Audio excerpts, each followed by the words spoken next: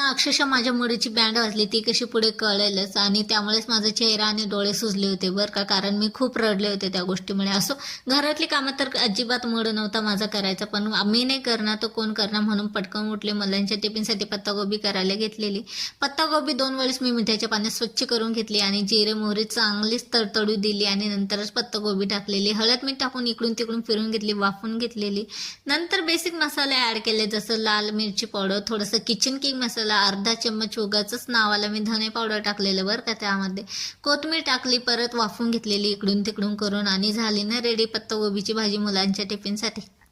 आज कॅरलचा पेपर होता आणि त्याला थोडीशी नॉलेजेबल गोष्टी सांगितल्या. त्याला म्हटलं शांत चित्तेनं पेपर सोडव, जे येतं ते सोडव, बाकीचं गेलं म्हणलं उडत, उगाचच मनावर ताण घेऊ नको. आणि आज ना ज्या गोष्टीमुळे माझा मूड खराब झालेला होता ते परत कव्हर झालेलं, कारण ना दारामध्ये एक बाई आलेली होती देवी आई घेऊन आणि देवी आई त्या बाईजवळ होती आणि त्यामुळे ना माझा मूड खराब झालेला होता, तो चांगला झालेला आणि त्या बाईनेच मला कुंकू लावलेलं होतं आणि हेच ते कारण होतं ज्यामुळे माझा मूड खराब झालेला होता. अक्षरशः माझ्या फोनची बँड वाजलेली होती आणि तो कधी रिपेअर होईल मलाच माहिती नाही, कारण मी माझ्या नवऱ्याला किती लाडीगोडी लावून मी कसा फोन घेतलेला होता मलाच माहिती आहे. आणि रात्रीच्या जेवणामध्ये मस्तपैकी खिचडी आणि गिलकीची चटणीचा बेत होता.